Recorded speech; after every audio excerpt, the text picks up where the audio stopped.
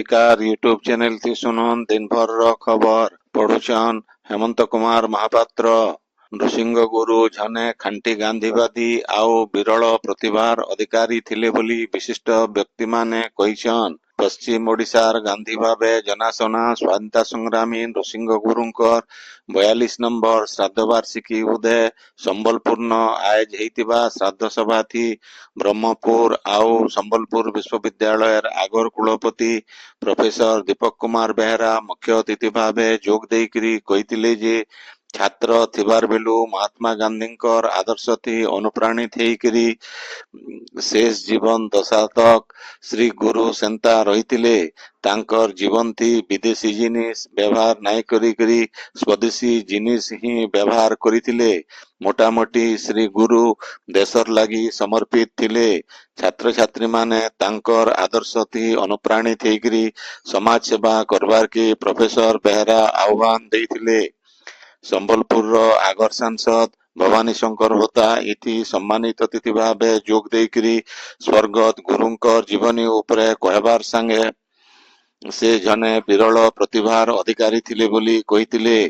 Professor Aditya प्रसाद पाढ़ींकर अध्यक्षता थी हेतिबा ई सभा थी विशिष्ट शिक्षाविद अरविंद महापात्र नृसिंह गुरुंकर स्मृति रक्षा लगी स्मृति समिति तरफु करा जाउथवार भिन्न भिन्न काम बाबदे सूचना देथिले।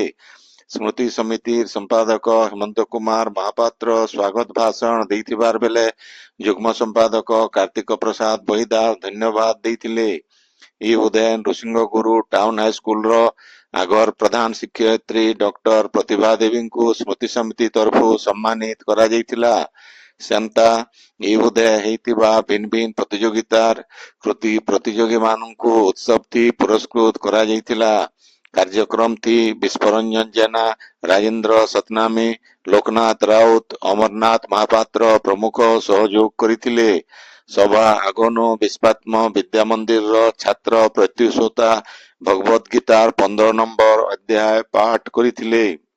आज सकाल बेला संबलपुर रो मंदलियान थिबा नृसिंह गुरु पार्क थी दलमत निर्विशेष थी बहुत विशिष्ट व्यक्ति फूलमाल देकरी स्वर्गत गुरुंकर त्यागपूत जीवन आउ आदर्शवर स्मृतिचारण करी श्रद्धांजलि देइछन। नृसिंह गुरु स्मृति समिति तरफु आयोजित हेतिबा ए कार्यक्रम थी स्मृति समिति कर्मकर्ता मानकर संगे सांस्कृतिक गवेषक प्राध्यापक डॉक्टर श्याम सुंदर धर गंगाधर मेहर कनिष्ठ महाविद्यालय अतिथि अध्यापिका डॉक्टर संगीता नायक पुरोहित कवि गदाधर नियाल अखिल भारतीय कायस्थ महासभा चित्रगुप्त सेवा ट्रस्ट वरिष्ठ उपाध्यक्ष रत्नभूषण प्रोसेट सरोज कुमार महापात्र प्रकृति बंधु डॉक्टर बंशीधर कर देवाशीष साहू समाजसेवी राजेंद्र सतनामी सुनील सागर रविनारायण मिश्र शरद चंद्र मिश्र विश्वरंजन जेना अध्यापिका संगीता पुरोहित सोनालिसा पुरोहित जयंती बाग अक्षय कुमार दास आनंद चंद्र पति अशोक कुमार चांद रामेश्वर पुरोहित श्रीकांत पांडे आओ भूषण मेहर प्रभु कंकर सहित शहर बहुत गण्यमान्य व्यक्ति स्वर्गत गुरुंकर ना थिबा प्रमोद उद्यान थी प्रतिमूर्ति थी माल्यार्पण करिथिले। संबलपुर समलेश्वरी मंदिर पाखर रिवर व्यू पॉइंट न संबलपुर लोक महोत्सव प्रदर्शनी उपसमिति तरफु चित्रकला कर्मशाला आयोज जिलापाल सिद्धेश्वर बलिराम बंदर आओ नोडाल अधिकारी रेहान खेत्री अतिथि भावे जोग देकरी इटा के उद्घाटन करिथिले। आवाहक कुलदीप वर्मा सह आवाहक रुचिस दे आउ श्रीमंत साहूंकर तत्वावधान थी कर्मशाला हेतिला। मोट 30 जन चित्रशिल्पी भिन्न भिन्न चित्र अंकन करिथिले।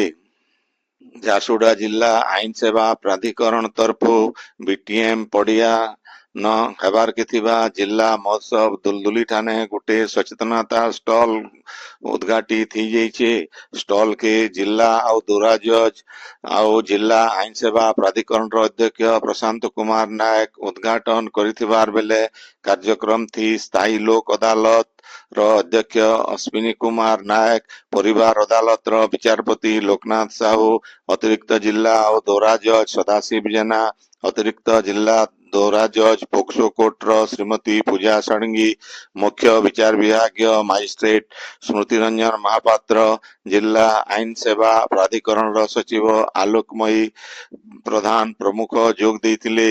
এই দুই ଷ୍ଟଲ থି ଜଣେ ଓକିଲ ଆଉ 2 ଜଣ ପାରାଲିଗାଲ ସ୍ୱେଚ୍ଛାସେବୀ ରହିକରି ଆଇନ ସେବା ଅଧିନିୟମ 1987 ଥି ମାଗଣା ଆଇନ ପରାମର୍ଶ ଆଉ ସେବା ଲୋକ ଅଦାଲତ ଜନ ଉପଯୋଗୀ ସେବା ଲାଗି ସ୍ଥାୟୀ ଲୋକ ଅଦାଲତର ପ୍ରତିଷ୍ଠା ମଧ୍ୟସ୍ଥତା ଜରିଏ ବିବାଦର ଆପୋଷ ସମାଧାନ କରୁଛନ୍।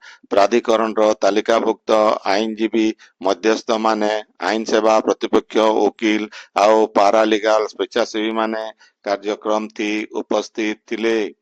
ଆପଣ ମାନେ ଖବର ଶୁଣୁଛନ୍ ସ୍ପିକାର ୟୁଟ୍ୟୁବ ଚ୍ୟାନେଲ ଥି।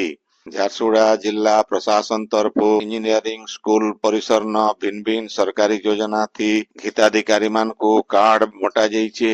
କାର୍ଯ୍ୟକ୍ରମ ଥି ବରଗଡ଼ର ସାଂସଦ ପ୍ରଦୀପ ପୁରୋହିତ ଆଉ ଝାରସୁଗୁଡ଼ା ବିଧାୟକ ଟଙ୍କଧର ତ୍ରିପାଠୀ ଅତିଥି ଭାବେ ଯୋଗ ଦେଇକରି ହିତାଧିକାରୀମାନଙ୍କୁ ଭିନ୍ନ ଭିନ୍ନ ଜନକଲ୍ୟାଣକାରୀ ଯୋଜନା ଥି ସହାୟତା ରାଶି, ଜମି ପଟ୍ଟା ଆଉ ନିଯୁକ୍ତି ପତ୍ର ବାଣ୍ଟିଛନ୍।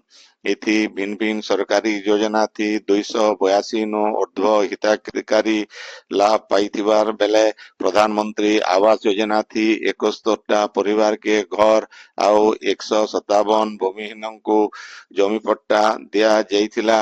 କାର୍ଯ୍ୟକ୍ରମ ଥି ଝାରସୁଗୁଡ଼ା ଅତିରିକ୍ତ ଜିଲ୍ଲାପାଳ ବ୍ରଜବନ୍ଧୁ ଭୋଇ, ତହସିଲଦାର, ପୌରପାଳିକା କାର୍ଯ୍ୟନିର୍ବାହୀ ଅଧିକାରୀ ଆଉ ଜିଲ୍ଲା ପ୍ରଶାସନର ବରିଷ୍ଠ ପଦାଧିକାରୀମାନେ ଉପସ୍ଥିତ ଥିଲେ।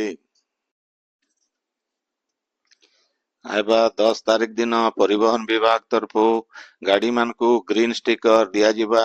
ଏଥିଲାଗି ପ୍ରଦୂଷଣ ପ୍ରମାଣ ପତ୍ର ଆଉ ପରିଚୟ ପତ୍ର କେ ବାଧ୍ୟତାମୂଳକ କରାଯାଇଛି। 10 ତାରିଖ ଆଗନୁ ପ୍ରମାଣ ପତ୍ର କରିଥିଲେ ଆରଟିଓ ଆଉ ପଛେ କରିଥିବାର ପ୍ରଦୂଷଣ ପ୍ରମାଣ ପତ୍ର ଯାଞ୍ଚ କେନ୍ଦ୍ରନୁ ଗ୍ରୀନ ଷ୍ଟିକର ମିଳିପାରବା ବୋଲି ବିଭାଗ ତରଫୁ କୁହାଯାଇଛି। ଗାଡି ମାଲିକ ମାନଙ୍କର ଛଡା ଅଲଗା କେହି ଗ୍ରୀନ ଷ୍ଟିକର ଆନବାରକେ ଗଲେ ମାଲିକ ମାନଙ୍କର ଅନୁମତି ପତ୍ର ଦେଖାବାରକେ ପଡବା। ଗ୍ରୀନ ଷ୍ଟିକର ଲଗାବାରନୁ ଗାଡି ଯାଞ୍ଚ ବେଲକେ ସୁବିଧା ହେଇପାରବା ବୋଲି ପରିବହନ ମନ୍ତ୍ରୀ ବିଭୂତି ଭୂଷଣ ଜେନା କହିଛନ୍। ଭାରତୀୟ ଜାତୀୟ ରାଜପଥ ପ୍ରାଧିକରଣ NHAI ଆଇବା ଫେବୃଆରୀ 1 ତାରିଖ ନୁ ସବୁ ନୂଆ ଫାସ୍ଟାଗ କାର ଲାଗି know your vehicle KYC card बंद करवार के घोषणा करिछि। सड़क परिवहन आउ राजपथ मंत्रणालयर सूचना अनुसार लोकंकर सुविधा बढ़ाइबार आउ राजपथ व्यवहारकारी मानकर समस्यार समाधान लगी ई पदक्षेप निया जाइछि। KYC खाली अभियोग ग्रहण बेलके दरकार हेबा। केनसी अभियोग नहीं थिले आगर फास्टैग थिबा कार लगी केनसी KYC दरकार नहीं पड़े बोली କୁହାଯାଇଛି। ଇ ବছରର ପହେଲା ସୁପରମୁନ୍ ଆଇବା କାଏଲ ଦେଖାଯିବା। ଇ ବିରଳ ମହାଜାଗତିକ ଦୃଶ୍ୟକେ ଆଇବା କାଏଲ ସଞ୍ଜବେଲା ଭାରତ ସହିତ ପୂର୍ତ୍ତିର ବଡଭାଗୀ ଜାଗାନ ଦେଖି ହେବା। ସୂର୍ଯ୍ୟାସ୍ତ ହେଉନସାର ଖାଲି ଆଖିନ ଦେଖି ହେବା। ପୂର୍ତ୍ତିନୁ 3,62,000 କିଲୋମିଟର ଦୂରିଆନୁ ଚନ୍ଦ୍ର ରହୁଥିବାରନୁ ଚନ୍ଦ୍ରର ରଙ୍ଗ ଲାଲ ହେବା। ଇ ସମୟାଥି ଚନ୍ଦ୍ର 14% ବଡ ଦେଖାଯିବାର ସହିତ 30% ଅତକା ଉଜ୍ଜଳ ଦେଖାଯିବା। ନଭେମ୍ବର 24 ତାରିଖ 2 ନମ୍ବର ଆଉ ଡିସେମ୍ବର 23 ତାରିଖ 3 ନମ୍ବର ସୁପରମୁନ୍ ଦେଖାଯିବା। ଉଚ୍ଚ ମାଧ୍ୟମିକ ଶିକ୍ଷା ପରିଷଦ ତରଫୁ ହେଉଥିବା ଯୁକ୍ତ 2 ପ୍ରାକ୍ଟିକାଲ ପରୀକ୍ଷା ଆଜିନୁ ମୂଲ ହେଇଛି। ପରୀକ୍ଷା ଆଇବା 15 ତାରିଖ ତକ ଚାଲବା। ବିଜ୍ଞାନ, କଳା, ବାଣିଜ୍ୟ ଆଉ ଧନ୍ଦାମୂଳକ ଶିକ୍ଷା ପ୍ରାକ୍ଟିକାଲ ପରୀକ୍ଷା ହେଇଛି। ଇଥି 2,35,000 ନୁ ଏତକା ଛାତ୍ରଛାତ୍ରୀ ପରୀକ୍ଷା ଦଉଛନ୍। ଆଇବା 25 ତାରିଖ ଭିତରେ କଲେଜ କର୍ତ୍ତୃପକ୍ଷଙ୍କୁ ପ୍ରାକ୍ଟିକାଲ ଆଉ ଇଣ୍ଟରନାଲ ଆସେସମେଣ୍ଟ ଫଲ ଅପଲୋଡ କରବାର ଲାଗି ପରିଷଦ ତରଫରୁ ନିର୍ଦ୍ଦେଶ ଦିଆଯାଇଛି। ସୂଚନା ଅନୁସାରେ ଆଇବା 26 ତାରିଖ ନୁ ଯୁକ୍ତ 2 ପରୀକ୍ଷା ମୂଲ ହେଇକରି ମାର୍ଚ୍ଚ 20 ତାରିଖ ତକ ଚାଲବା। ବରଗଡ଼ ସବ୍ ଡିଭିଜନ ଲାଗି ଜାନୁଆରୀ 5 ତାରିଖ ପୁଷ୍ପୁନି ଛୁଟି ଘୋଷଣା କରାଯାଇଛି। ଉତ୍ତରାଞ୍ଚଳ ରାଜସ୍ୱ କମିଶନର ସଚିନ ରାମଚନ୍ଦ୍ର ଯାଦବଙ୍କର ଅଫିସ ତରଫରୁ ଇ ବାବଦେ ଚିଠି କରାଯାଇଛି। ନୂଆପଡା ଜିଲ୍ଲା ଆଇନ ସେବା ପ୍ରାଧିକରଣ ତରଫରୁ ପ୍ଲାଷ୍ଟିକ ମୁକ୍ତ ଜିଲ୍ଲା ଗଠନ ଲାଗି ଜିଲ୍ଲାର ଋଷିପୀଠ ଆଉ ଯୋଗୀମଠ ପର୍ଯ୍ୟଟନ ସ୍ଥଳର ସଫେଇ କରାଯାଇଛି।